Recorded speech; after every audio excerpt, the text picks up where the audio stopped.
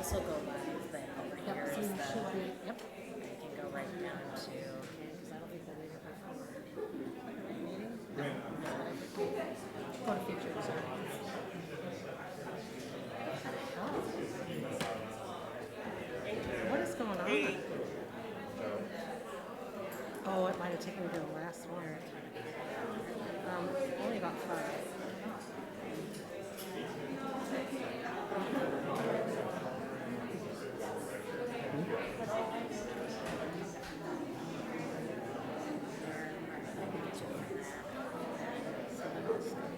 So all you gotta do is click to this tab and you'll be right there. So we can have a lot of those. Yes.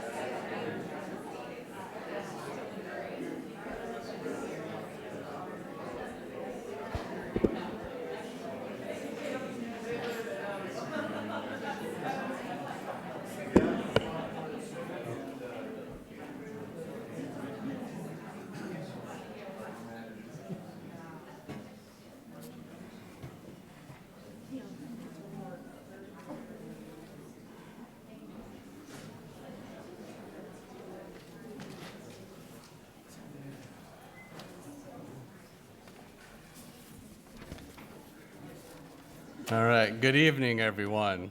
Let's go ahead and call this meeting to order.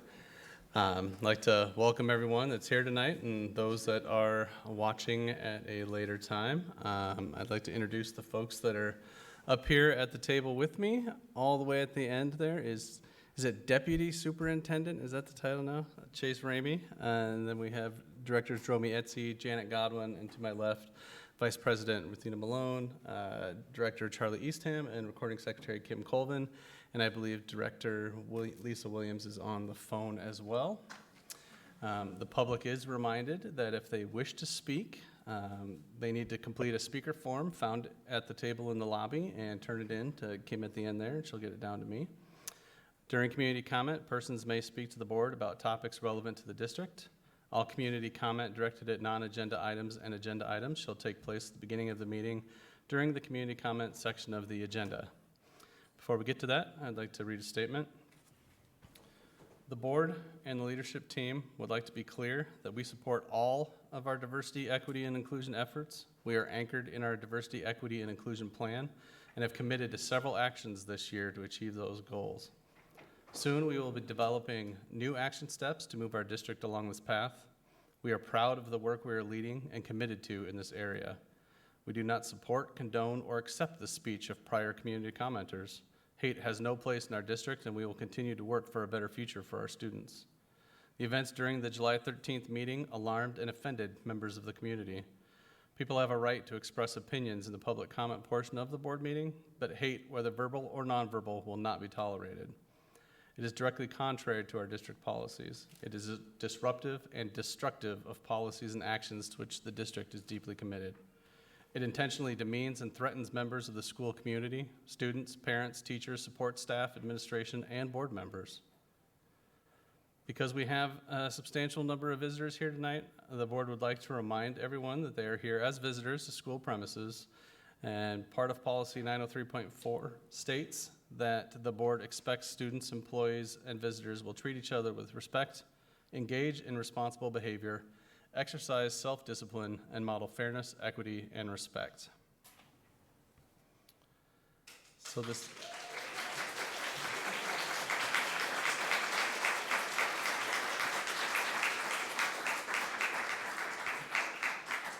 this moves us into our community comment portion of our meeting. Thank you for your interest in the Iowa City Community School District and for your willingness to share your comments. You're reminded to give your name, address, and topic on which you'd like to speak.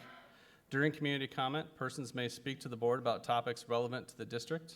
All community comment directed at non-agenda items and agenda items shall take place at the beginning of the meeting and shall be limited to 4 minutes per speaker. To the extent that you're commenting on items not on our posted agenda, the board may ask follow-up questions of speakers, but is prohibited by Iowa Open Meetings Law from responding to questions from speakers or from engaging in substantive discussions regarding non-agenda items. Additionally, interrupting speakers during public comment is unacceptable. The Constitution guarantees free speech rights for everyone, even if you 100% disagree with what they're saying. Everyone has a right to express their opinion free from harassment. Interrupting speakers violates the board's public comment policy, which requires that members of the public and the board will address each other with civility and respect. So, our first speaker tonight is Joseph Dobrian. As you make your way to the microphone, Mr. Dobrian, I will tell you that the symbol you made at the last meeting is widely recognized as a white power symbol and has formally been recognized as such by the Anti-Defamation League since 2019. That gesture, or any hate, verbal or nonverbal, has no place here. If you or anyone else repeats such actions, they will be removed from the building. That gesture, sir, was the be seeing you gesture from the prisoner, and you know it, and I have said it many a time. Now then, I'm Joseph Dobrian, and I am here tonight to talk about transparency and the apparent lack of it in the Iowa City Community School District. On or about March 10th of this year, it was widely reported that the district had announced, "We are pausing the teaching of social studies in grades 3 to 5 for a few weeks while we identify instructional resources that are culturally inclusive of all our students. It's our intent that social studies instruction in these grades will resume shortly." Social studies is also in the process of conducting a comprehensive review of its curriculum. One aspect of that review will be the selection of new social studies materials, K through 6, for the 2021-22 school year, unquote. Since then, I have searched in vain on the district website and elsewhere on the web for any further developments. At least one parent complained at the time of the announcement that parents should have been informed of the change. He said it wasn't until his child's parent-teacher conference that he found out social studies were no longer being taught, by which time the subject had already been paused for a couple of weeks. One can't help wondering why this change happened so suddenly and why evidently no new developments have been announced. To my knowledge, we have heard no comment from the district as to which parts of the curriculum are being reviewed at each grade level, which parts of the original curriculum were considered objectionable, and what the district proposes to replace them with. This is particularly unsettling in view of the district's stated intention to review the material for, quote, cultural inclusiveness, unquote, an ambiguous term that is often code for far-left identity politics. What horrible falsehoods were being imparted by our social studies curriculum as of last winter, that the very teaching of the subject had to be indefinitely suspended? Or are we now in the process of finding a way to make facts subordinate to political indoctrination? What new information and ideas will be introduced? And are we using outside consultants to advise on these changes? I ask because I don't know. Perhaps the changes now under contemplation are beneficial and non-controversial, but why is this issue apparently being addressed in secret? Why, apparently, is the public kept uninformed? Could it be that the district intends to present us with a fait accompli, too late for anyone to question or criticize? I make no accusations of nefarious activity. But if no such accusations are to arise, the people of this district require greater transparency. I ask God's blessings on your deliberations. In nome Patris et Filii et Spiritus Sancti. Amen. Our next speaker is Nora Berner.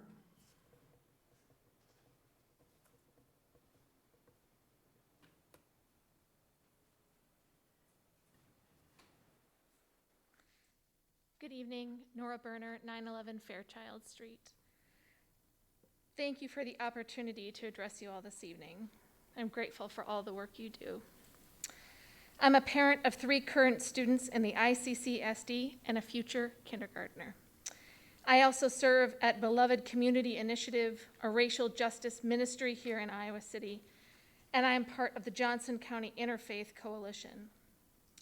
As we said in a letter in early June that was read by the board, we strongly believe in all the goals named in the district's comprehensive diversity, equity, and inclusion plan as essential for the good of our whole community. And we were very sorry to see those goals come under attack by a community member at your last meeting.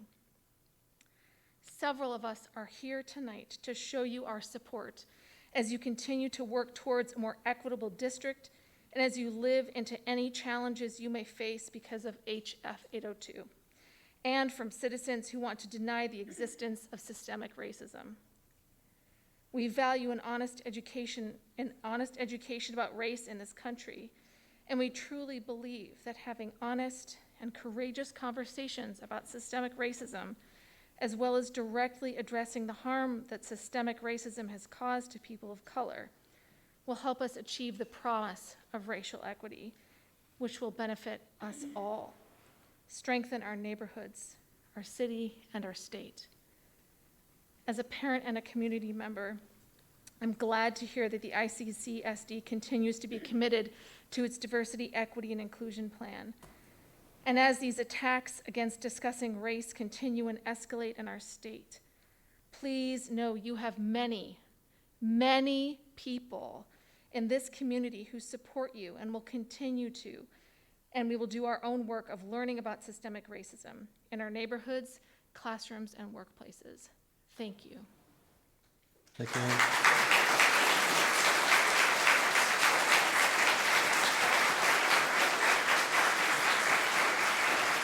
All right, next up, we have Amy Dobrian.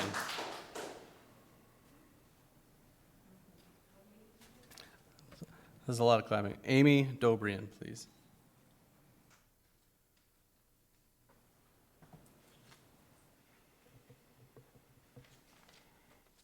Good evening. My name is Amy Dobrian. I live at 613 North Van Buren Street in Iowa City. I have a daughter at City High. I grew up in Iowa City along with my two brothers and twin sister and attended Iowa City schools, and my parents were longtime residents of Iowa City. I am speaking today on behalf of myself, my brother Christopher Dobrian, and my sister Mary Dobrian. We wish to address the school board, the Iowa City Community School District, and the citizens of Iowa City. We were horrified to learn of our brother Joseph Dobrian's appearance at the Iowa City School Board meeting on July 13th, and have seen the video of his statement, which concluded with an abhorrent white supremacist gesture. We wish to publicly state that we condemn the racist, homophobic, and intolerant views expressed by our brother. They in no way reflect our beliefs, and they are the polar opposite of the values of kindness and compassion instilled in us by our parents, Louise Lindquist Dobrian and Walter Dobrian. We stand in support of the school board and the district policies of diversity, tolerance, and inclusion. Thank you very much.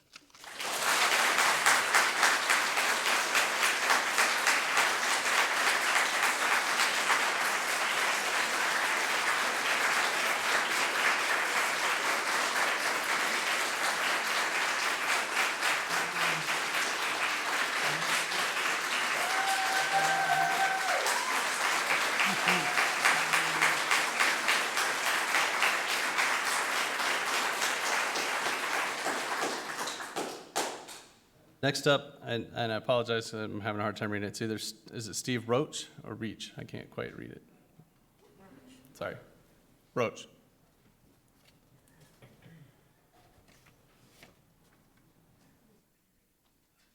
Hello, yes, my name is Steve Roach, and I live at 651 Walker Circle.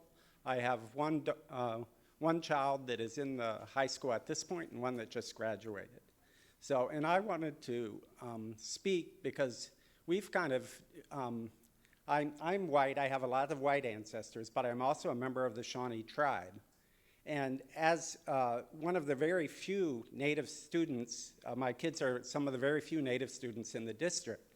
And we really think you all need to do a better job of addressing diversity and inclusion in the school district and actually addressing the difficult history of basically genocide that took place in this country.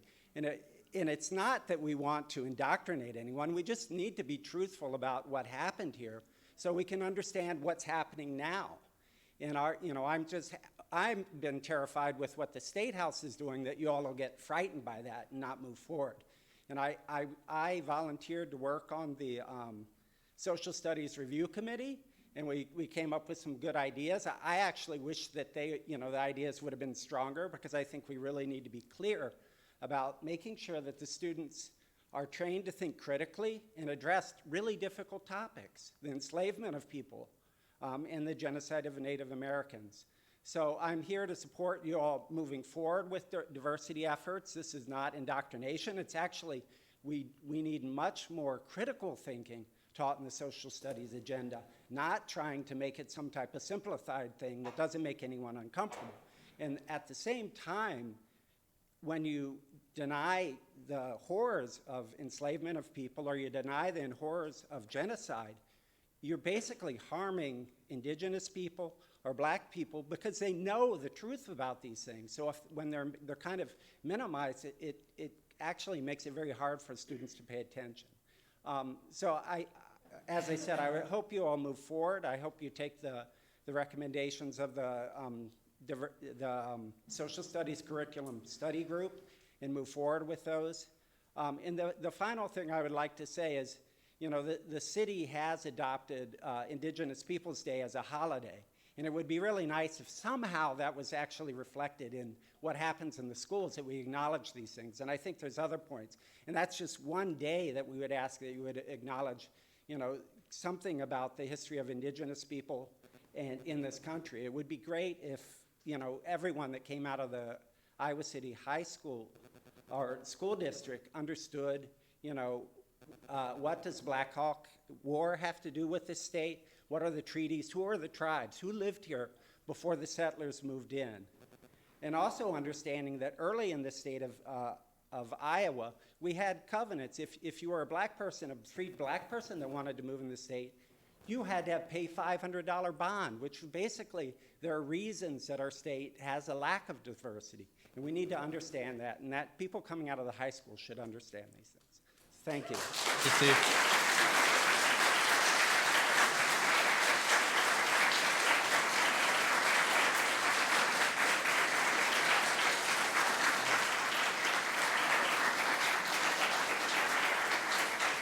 All right.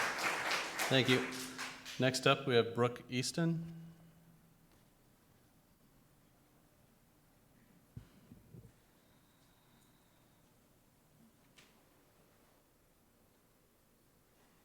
Hi, I'm Brooke Easton, and I live at 1940 Hafer Drive in Iowa City. I have two kids in the Iowa City School District, a freshman and a sixth grader.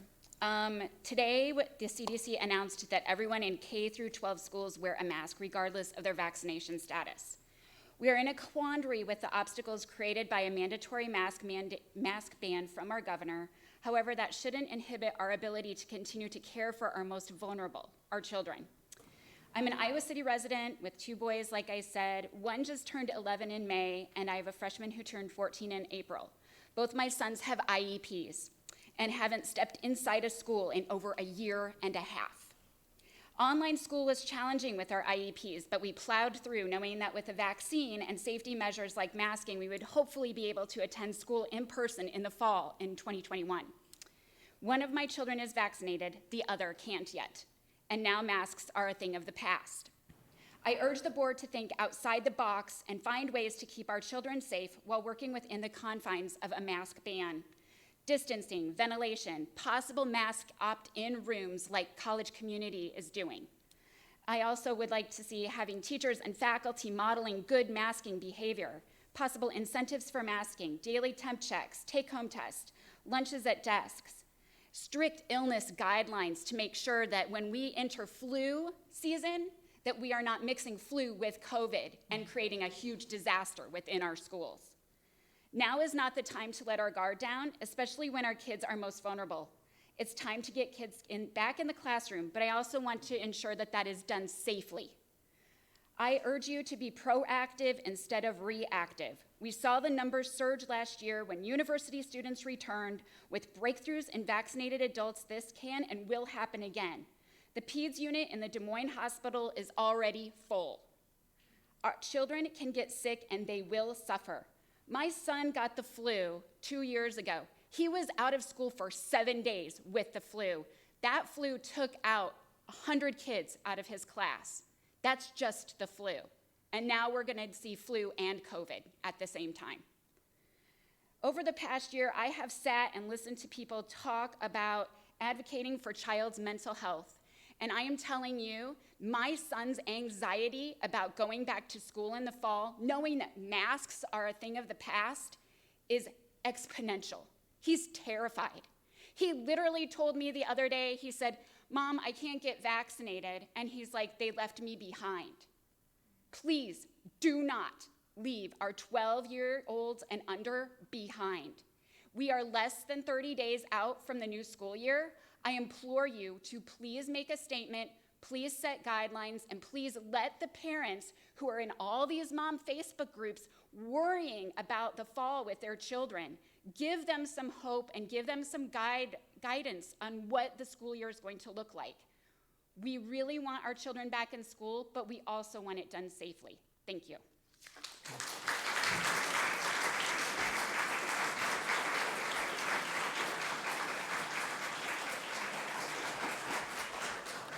Thank you, Brooke. Next up, Emmy Palmersheim.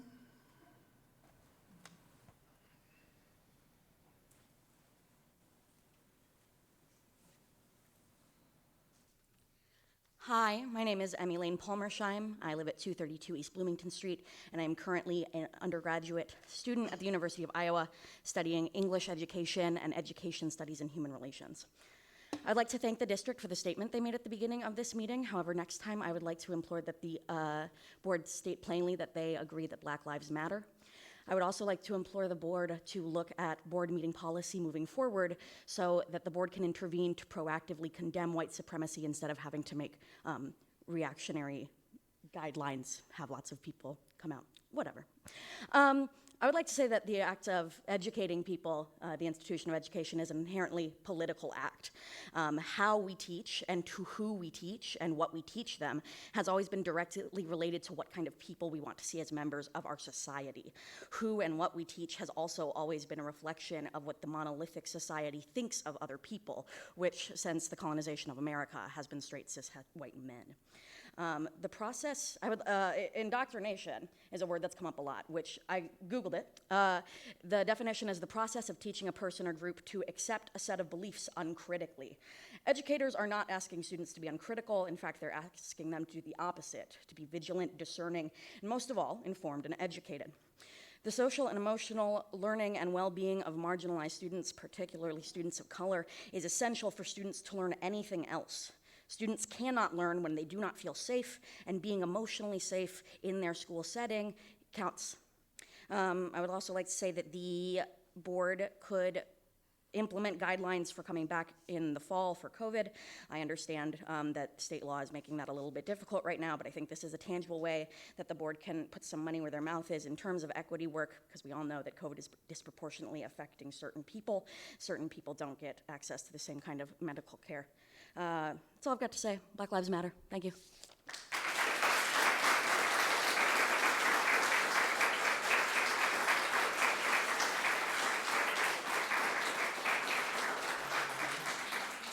Next up, Sean Harmson.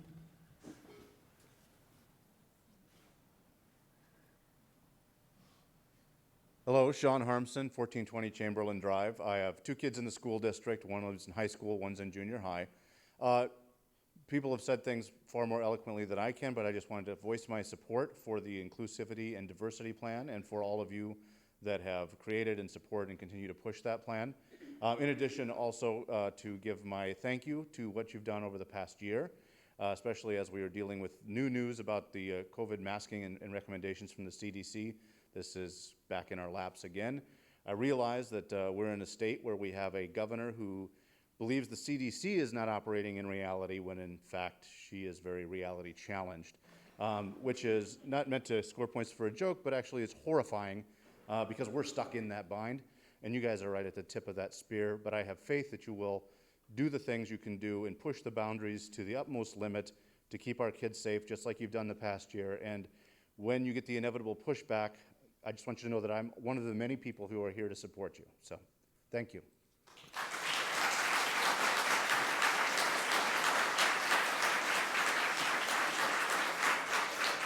Thank you, Sean. Next up, Sarah Zaffis.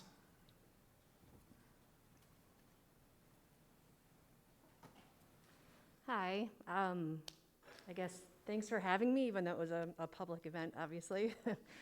I just feel like I could puke. The fact that we are here, having to decide what to do with our children just so they can get an education. And I want to echo what a couple of the other people had said about our challenges, your challenges.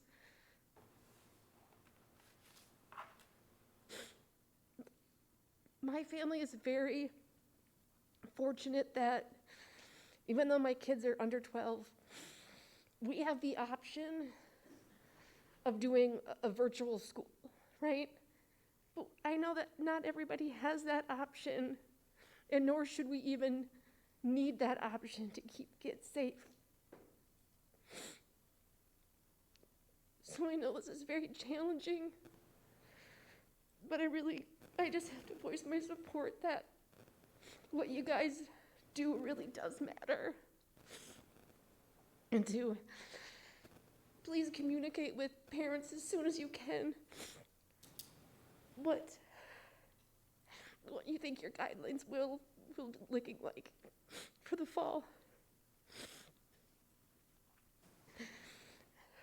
Thank you.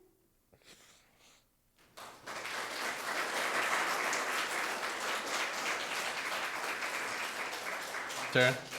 Next up, Autumn Diesberg, or Diesberg. My apologies.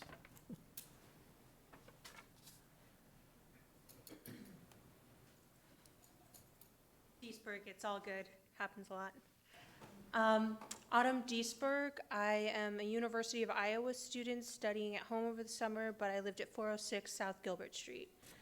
I am a student that grew up in Iowa schools, rural Iowa schools, and I can say that I did not have multicultural education. I did not have education that was providing me with accurate histories of Black people, of Indigenous peoples, of other peoples of color in this country.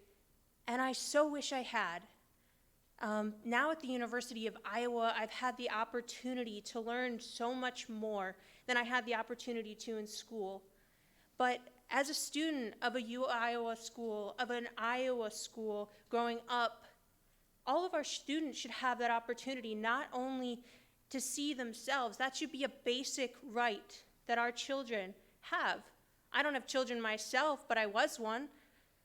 And so I can say that every child should have the opportunity to see themselves, and I had the opportunity to see me, and that was amazing, but I know so many of my friends did not.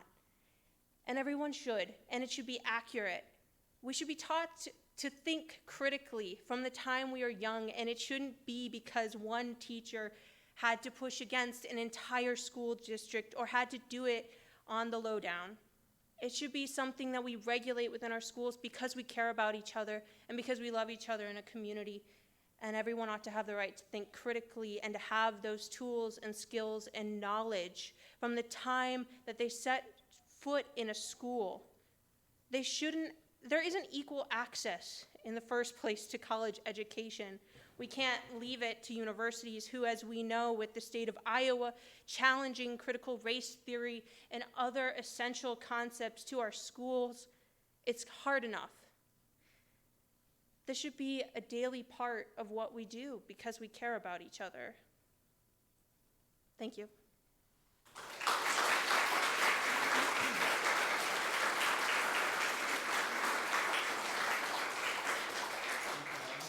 Our last speaker tonight is Jennifer Buckley.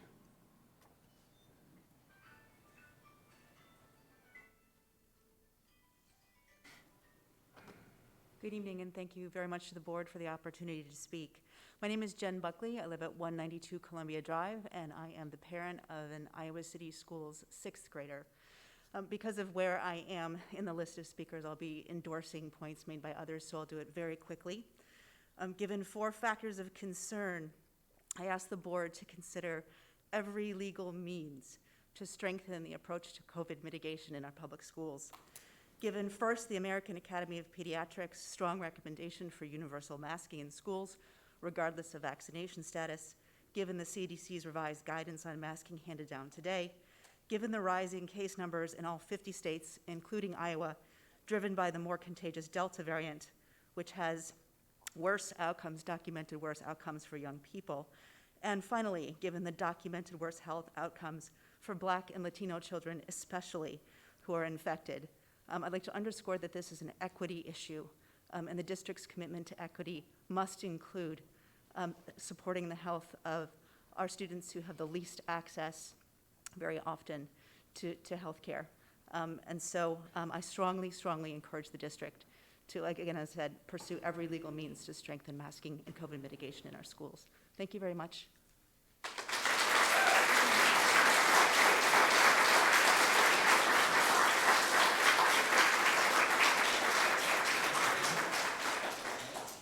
Moves us to our next agenda item, which is approval of tonight's agenda. So I would entertain a motion. I move that we approve tonight's agenda. Second. All right, Kim?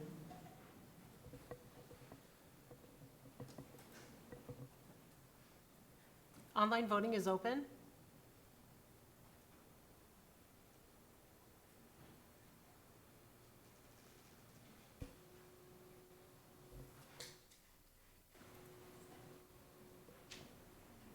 All votes have been cast and the motion carries with all directors voting in favor.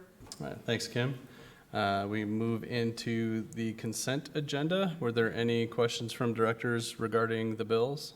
None from me, Sean. I reviewed them this period and I had no questions. Anyone else? The bills, and I have no questions. All right, thank you both. Are there any items directors would like to pull from consent? If not, I would entertain a motion. I move that we approve tonight's consent agenda. Second. All right, Kim, ready to vote? Online voting is open.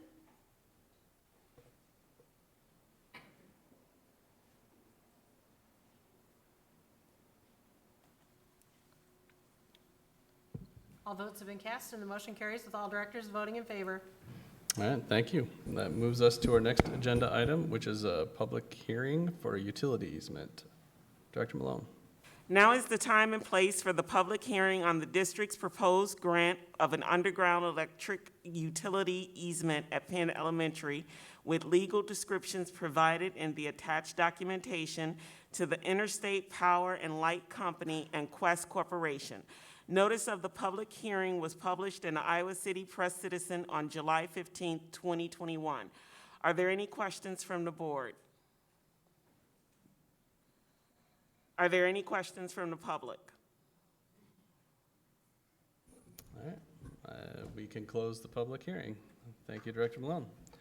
Our next item is our discussion item for our annual operations report. I assume I'm kicking that over to you, Chase, to start us off at least.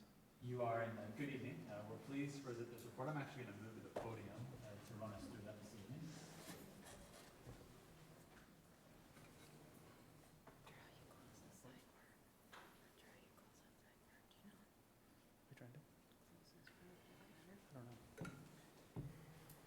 How do we close that part?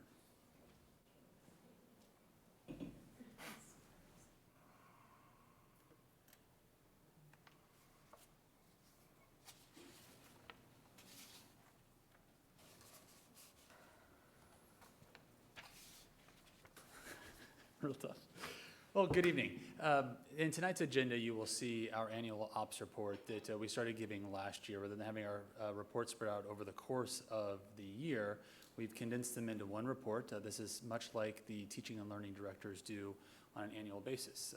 Amy and her team provide that report in the winter, and in the summer, we are going to start providing the report for the operations team, looking back over the last year.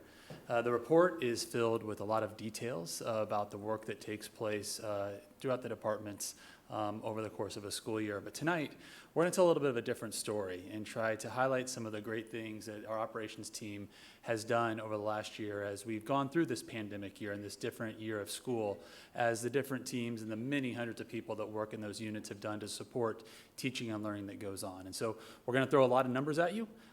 some big, some small, but we want to celebrate some of the successes as the operations team has done its part to help education continue to move forward. And so first, just a little background. Our operations division is made up of 9 departments and offices and led by a number of the directors that you see here in front of you. They get the credit for the leadership and the work that has gone on. And while our focus is in schools, our ops teams are made up of more than 330 people, from our custodians to food service, to our technicians that work in our IT department, to HR, payroll, and dozens of others that are behind the scenes making the school district go. And tonight, the numbers I'm going to show you are just highlights from our different groups. And first up is from our finance division, and the numbers are small, which isn't always the greatest thing from finance, but these are actually pretty good. And the first one being the number 0. This represents the number of missed payrolls or pay cycles during the 2020-2021 school year. At a time when a number of employees found themselves struggling between paychecks or not knowing if they were going to get a new paycheck because of the pandemic. We're very pleased that we were able not only to provide paychecks to our employees since March 2020, but to do it on time, every time. And that's a credit to our finance team and you as the board. We came to you on several occasions to ask for that support, and you were gracious enough to get that, which leads to that other number. 150 of our employees were provided pandemic pay. If you remember, this goes back to the very beginning of the pandemic when concern was really just beginning. And we shut down our schools, but yet a number of individuals, our custodians and our food service, nutrition service employees in particular, came every day to keep our buildings clean and to keep our children fed. And in honor of them and their service to do that, while many of us were able to stay at home and they weren't, again, the board was gracious enough to put pandemic pay in place for those more than 150 employees. We provided, yes, thank you. We provided other supports throughout the year. I like this number, 1,900, the number of employees that received the COVID-19 vaccine this past spring. This was through a partnership that we are very thankful for with UIHC and Johnson County Public Health.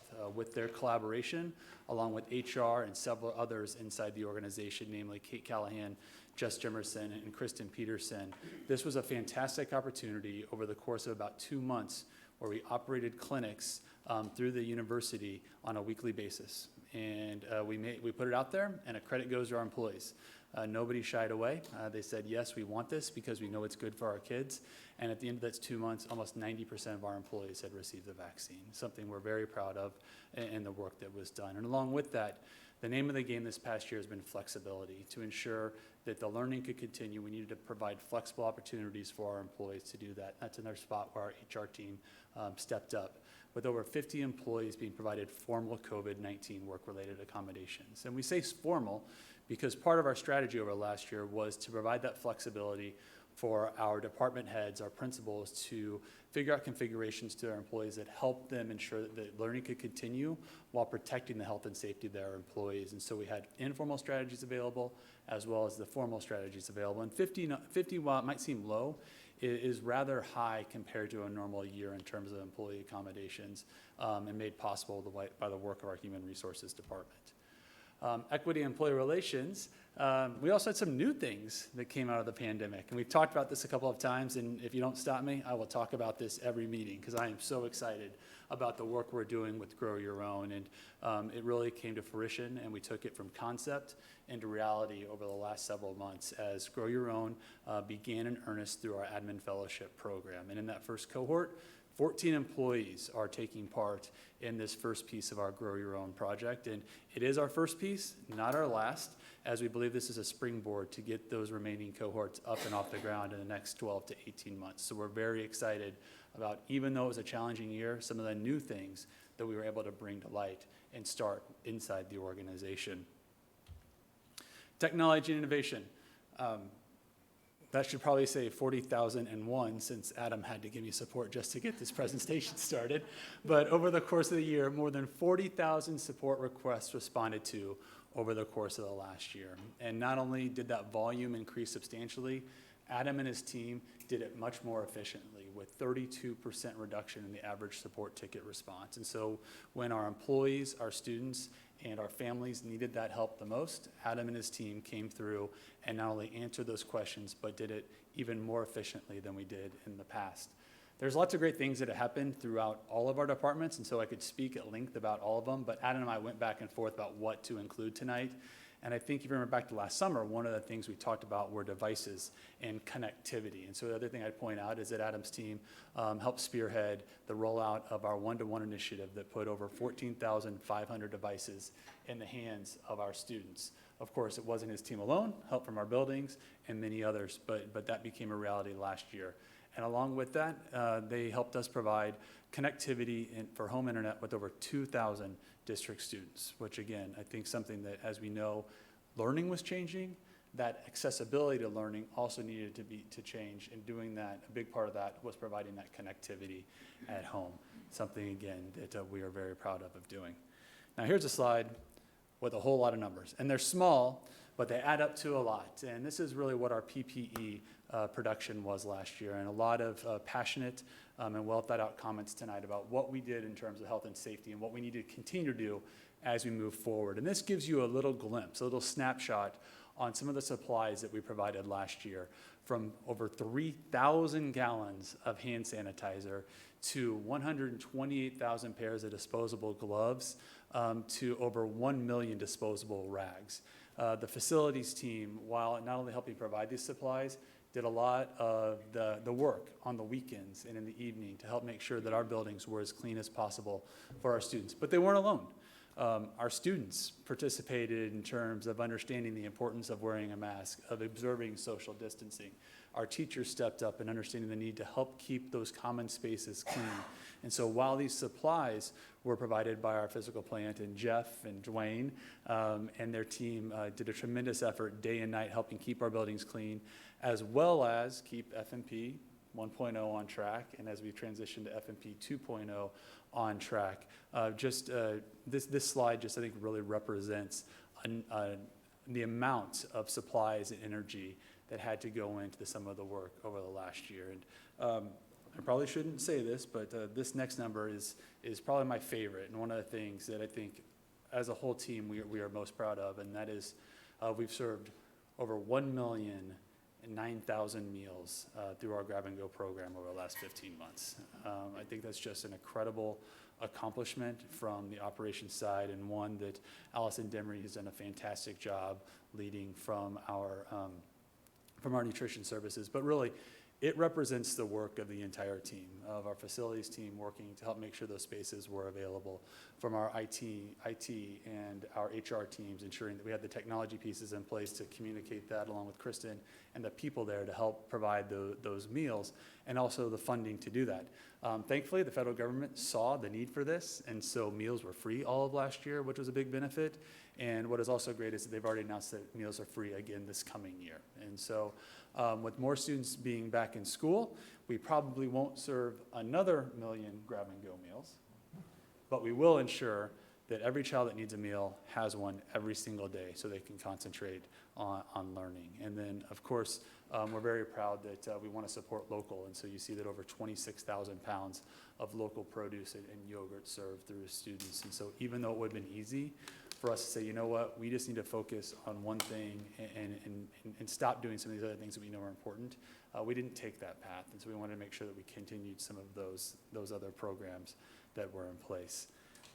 That's a very quick overview of some of the highlights. There's so much more that's packed into that report and what we do.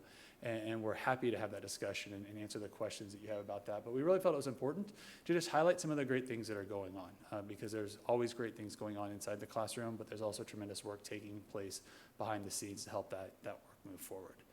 With that, I'd like to open it up to questions and discussions, and I'm going to turn it over to the team to answer those for you. Thank you, Chase, for walking us through that. And I do want to say thank you to the entire team. I know that each one of you represents a part of those numbers that we see. And without your dedication and your drive and commitment to our students in our district, we would not see those numbers in front of us tonight. So you all should really be proud of the accomplishments you were able to meet during such a difficult year.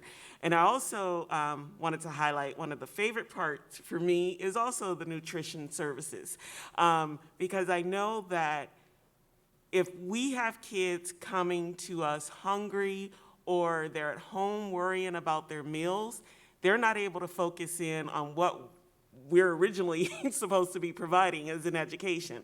So great job, Allison, to your team.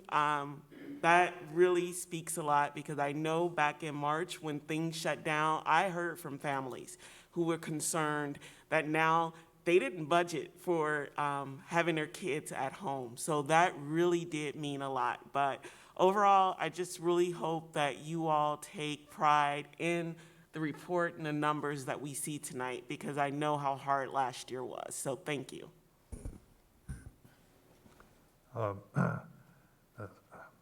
Thanks, Ruthina, for highlighting the nutrition services part of this report, which I also commend the staff for your work there.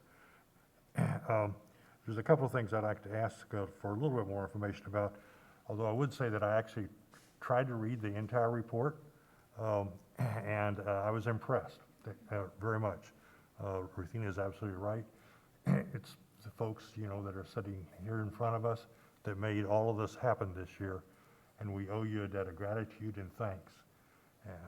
And I'd like to extend that to you. Chase, I hope you'll come back and members of your team and continue to talk to us about the Administrative Fellowship Program. You did note that there are 14 members, I think, this year, in the staff in the program this year. 43% are staff of color. That's really good work, and I hope you'll continue to let us fill us in on how that's going and ask for support that we can give and provide for you. I would like to ask we have a new kindergarten class coming in this fall, and I'd like to ask if you'd let us know how we can continue to support the internet access needs for that new class of students. Yeah, I can address that. So our internet access provision for students and families continues, and continues in the same form that we've had it since March of 2020. So at this point, and we'll continue to communicate that out at this point, mostly through the schools or through the online program, depending upon where students enrolled, but try to make sure that families know that that's an option if they don't have internet at home. But we tried to make it pretty straightforward and simple. They can fill out a form, or they can have school staff help them fill out a form. And once they do, we provide access in one form or another. Initially, we were providing most of that access through internet service direct to the home, which had the advantage of it being available during the pandemic early on when there were supply shortages and we couldn't get a lot of hotspots. But it also took longer. And so recently, with more recent requests, we've been fulfilling a lot of those with hotspots, which often means that we can have a hotspot in the hands of a student or a family within a week or so or less of getting that request. So that continues. Okay, great, thanks. And I'd just like to say, Adam, that as a member of the board of the Center for Worker Justice, one of the things that I heard most often in the course of this school year, and especially early on in the pandemic, was difficulty in getting access. And the fact that you were able to expand access by some 1,500 students, I think, this year, is commendable. Very great. I'll just say a couple things. The presentation was great, Chase. The report was really well done, very comprehensive. I think something I'm reflecting on, and you hit on it a little bit, is you're highlighting all the amazing things that were done during the pandemic. The district still persisted on other very important matters, whether it's the diversity in the workforce and those initiatives of recruiting teachers of color. You mentioned in the report things like the playground focus and IPM, climate action, just to name a few of the things in there that have been truly important priorities for the district. And while things might have been put on hold a little bit, you still kept your eyes on it and did what you could, even amidst, all of the other things that you had to do to get us through the school year. The things that you hit on, the food service. I heard a report that Amazon had, donated a million meals, and I'm like, big deal. You're Amazon, come on. We fed a million, we provided a million meals, and that's just a real kudos to the entire team. And so in the internet access and the devices, Adam, the custodial, and keeping the buildings clean and safe, and students working and learning, and staff feeling comfortable and safe. I mean, I can't say enough of what this operations team has done in those conditions, and yet you continue to focus on the other important matters of the district, and that is just a real testament to the focus and the energy and the care this team brings to it. And I'm an operations person. This is all near and dear to my heart. One last thing I'll say is the attention to fiscal responsibility as you carried out all of those activities with eye on the bottom line, making sure you're doing it efficiently, using taxpayer dollars well.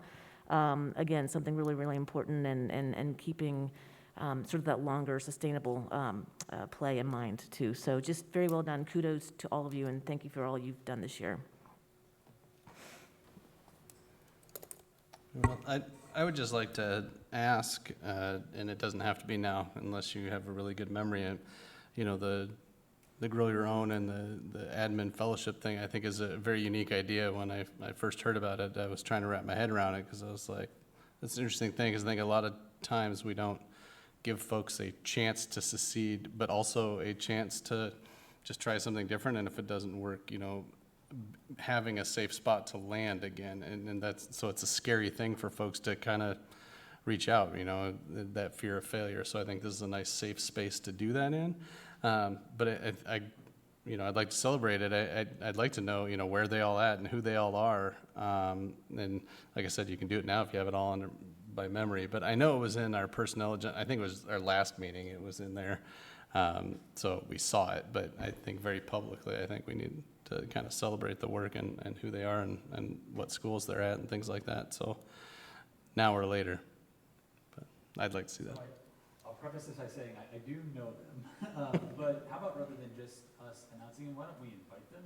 I think it'd be great to have the board meet them, and so we'll talk to them, if you're okay with that. Yeah, well, the other piece I was going to ask was, a check-in just to see how the program's going, once we kind of get into the school year and stuff. So I think we can tie that in together. I know we've talked about trying to figure out time to get back to our ed committee type meetings, and I think that would be a nice kind of topic for something like that if we were ever to schedule an ed committee meeting again. But I'd like to see that happen. We'll circle the names and the locations to you again, but then we'll also schedule a time, whether it's an ed committee or actually the board, so the public can meet them as well. I mean, it is something that we are committed to and passionate about, and it's something we think we should celebrate. So we would love to have that opportunity.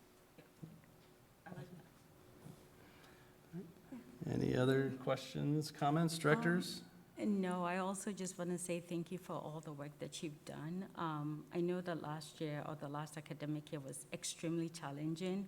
And so to have students not necessarily worry a lot about how to get connected, how to do their classwork and all that was extremely helpful. I think one of the things that the report highlighted was the COVID hotspots for the students. And I know that you talked briefly about it, but if you can, again, remind the community about what that is, so that as we are entering into a time, like, I think I'm scared, because I thought this will be over, but it's not. So that they know that that's out there, and they can take advantage of it for the next academic year, so. Yeah, thank you for that. And that's one thing, especially with the Delta variant surge and the increased concern and anxiety, I think, that surrounds that. One of the things that we really do want to communicate, especially as we get into August, before the start of the school year, but then also after the school year has begun, is again that this program is still available. And it's not only useful, it's not only useful in a situation when we're online. Information access is a basic right, in my view. It's a basic right. And the school district can do a lot to ensure that students and families have that access. And so that's something that we continue to make available and will continue to publicize as well. Thank you. Sean, if you don't mind, I have one thing to finish with. One, there's a part of the full report that has to do with tree coverage in the various campuses that the district's a part of. I was delighted to see that in there, and also very interested in reading about the technology that enables us to actually measure tree coverage, right? And this ties into something that a Iowa City Council member has asked me to bring to the district, which I won't do tonight, but maybe as we go along here. John Thomas, who's an old friend of mine from the Planning and Zoning Commission, I know you guys don't care about that, but is interested in asking the district and the city, maybe talking about using our campuses in a more deliberate way to develop them in a way that promotes mental health among students. And one of the aspects of that development, developing or building in a physical environment around school buildings that helps promote student mental health. One of the ways to do that, of course, is to increase tree coverage. So I'm encouraged to think that you're thinking about that aspect of our infrastructure, and maybe we'll have a chance to talk more with the Iowa City Council about doing that also. John, in one of his messages to me, mentioned that we should talk about developing a 20D agreements with the city to do maybe some cost sharing in that to developing that infrastructure. Not that I'm committing the Iowa City Council to spending their money, but I could certainly suggest that they do so. Thank you for those comments, Charlie. I think the first thing is we are thinking along those same lines, and you've been a part of our ops committee and have been at some of our FMP 2.0 planning, and so I think that some of the suggestions we put out for the community to consider reflect that, whether it is things around social emotional learning or the idea of outdoor learning spaces to build on to those concepts. And so I agree we need to continue those conversations, and hopefully FMP 2.0 will give us that opportunity.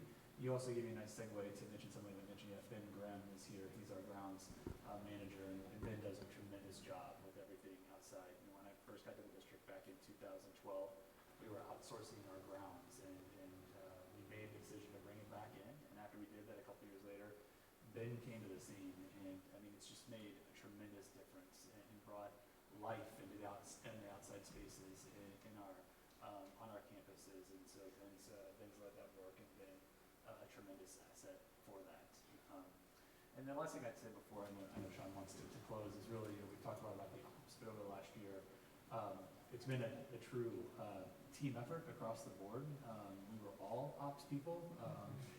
Ask my teaching and learning colleagues, because we talked about it a lot. And so we all wore a number of different hats, and it all pitched in. And so while I'm glad that we can talk about some of the successes that we've had from our different ops offices tonight, that credit really goes to the team as a whole for the work that we did collaboratively. We did it as a team the entire way through, and we'll continue to navigate that because we know it's best for students and puts us in the best position for success. Thanks, Chase. Well said. Anything further on this topic, directors? All right. Thanks, Chase and team, the large team that's out there. We'll move on to our action item. This is an approval of the resolution from our public hearing earlier. So are there any comments or questions on this? If not, I would entertain a motion to approve the resolution. I move that we approve the resolution to grant an underground electric utility easement at Penn Elementary to Interstate Power and Light Company and Quest Corporation. Second. All right, any further comments? All right, Kim, ready to vote?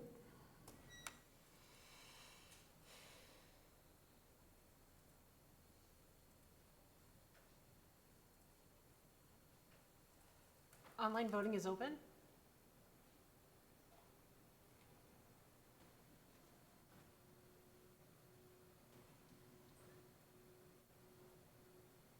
All votes have been cast, and the motion carries with all directors voting in favor. All right, thank you, Kim. Last item is our agenda setting. What you'll see on there is we have a board retreat scheduled on the 7th, and we'll work on our goals and strategic plan for the next year. I think those are some big lifts, but we need to get going on them, and I think that'll help drive our work forward. There are also 2 closed sessions on there. We will start those at 5, and as soon as that one's done, we'll start the other one and get done and get in here by 6 for the regular board meeting. So that's the agenda I draw your attention to. There is, our normal things on there, our consent agenda. We do have a public hearing, and we are getting a financial report. And I think the discussion items, and I'll just this is me talking, not as the board, but when we look at the 2021-2022 school year, I think we'll, as we kind of work through the topics underneath there, we'll flesh out some of the stuff as community commenters and emails and things like that have been bringing questions and comments to the board. We'll try and pin down some of those points, talking points that we'll hit under that category item to make sure we're at least addressing all the concerns out there. And then some of our policy updates and our legislative priorities, and we'll get an update from the community engagement on FMP 2.0, because I believe the last of those meetings will be done right before that. So we'll kind of get an update of where everybody landed on that. So a little bit heavier of an agenda than tonight. I think that was purposeful as we did our agenda setting at our last meeting. That being said, are there other items that folks would like to see added on there, or any future meetings that we should take note of? So Sean, are we contemplating actually being able to have some discussion about the classroom mask proposal that was talked about tonight? Is that? Yeah, I think we'll handle that in the upcoming school year discussion time. Right? Yeah, I was going to hit on that one too. Oh, hi, Lisa. Hi, Lisa.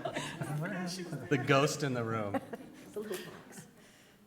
Sorry to bust in. I think that was Charlie who was talking. I just wanted to dovetail on that issue with the 21-22 school year update.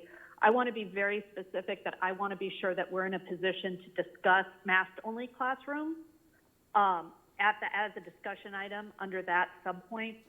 And I really just want to say that I am strongly in support of and would urge the admin team to send out a survey sometime in the next 2 weeks, if we could do a Qualtrics survey to gauge parent interest so we have some data to talk about on that August 10th meeting. We just had that stellar operations presentation, and I know our ops side of the house is just amazing, so I have no doubt that we could bust that out in time to have a nice, robust discussion about it on the 10th. Thanks. And Thank you, Lisa. I would concur with Lisa's viewpoints too. So. It's an important discussion to have for sure. Any other topics we want to add? Jace? Just to comment on that, I mean, not Lisa specifically, but I will take that back for discussion with Matt. We do plan to have some draft health and safety protocols available for the board no later than that in that meeting. I mean, we do understand that with it being August 10th, the start of the school year is less than 2 weeks away, and so families are anxious to know what the school year will look like, and so we are working diligently to have that. So we won't put the board in the position of having a blank canvas when we come back on the 10th. We will have something that we can share with the board, if not before the night after that meeting. Yeah, I think that's fair as we have anything that we know, right, we get it out there so everybody knows it, and then things that we need to land on and discuss, we'll get to that as soon as we can, right? But I think if we know certain things are or are not going to happen, we should get that out there. Yeah. As we did this last year, we understand that we need to be flexible, and so we'll continue to monitor our COVID transmission rates in the community, and be agile enough to make changes as they come. But Sean, you're exactly right. What we know now, we need to start putting out there, and so we are working diligently on that at this moment. I would just raise, should we have a meeting sooner than the 10th? I mean, if there's things that we know that we're working on, I mean, I'm not trying to put anyone on the spot, but there's clearly a lot of desire for information around guidelines, protocols, the direction that we're going, how we're going to answer questions. So I'm just throwing it out there. I mean, this time last year, we were meeting every week because of the sense of urgency of getting communications out to community members. So just throwing it out there as an option if it's helpful. I think when we meet on Monday, it would be our, well, I guess I don't know if Monday would be our normal agenda setting time since we have, yeah, it would, right? So we might work with Matt to see if there's a need to do an emergency meeting. I'm just, the Or school's do it. starting. He's not here this week, so. Matt isn't here, but, so, I'll have to talk to him about it when he gets back. No, Janet's right. We did meet on a weekly basis last year for a long time, and, you know, we want to make sure that we are providing information to the community, providing that information to the board. And so, if that is something that the board would like us to consider, holding a meeting at some point before the 10th, we can do that. I know that SAI is the middle of next week, next Wednesday and Thursday, and so Matt, Amy, and I will all be in Des Moines on Wednesday and Thursday of next week, overnight on Wednesday. But that doesn't mean that we couldn't look at something potentially on Tuesday of next week or Thursday. Can't really wait till Monday because of the open meetings law. We have to post before that. But if it is something that we need to look at doing before the 10th, we can definitely get back into that every week here. Chris has something to. Just wanted you to know, we do have a FMP community engagement session on Tuesday. Oh, yeah. Yeah, lots going on. So we have community engagement next Tuesday night. That could kind of play havoc with that. Yeah. We'll take it offline and see if we can find a time if we deem that it's necessary. It sounds like it might be, so we'll see if it's going to work out or not. I was like to chime in, I'd support doing an additional meeting if that's possible. I know it's complicated, but I would say, I'll just throw this out there, worst case scenario is that we pivot from our board retreat to have a different discussion there if we really needed to find a time, but we'll call that Plan B right now, but potentially have 2 meetings, if necessary. keep that in your back pocket. I'm getting evil eye. Oh, okay. I was like, I made a bad suggestion there. Anything else for the 10th? All right. If not, that brings us to the end of our agenda, and I would entertain a motion to adjourn. Move that we adjourn. Second. All in favor? Aye. My sincere thanks for everyone that showed up tonight in support. I appreciate it. And Black Lives Matter.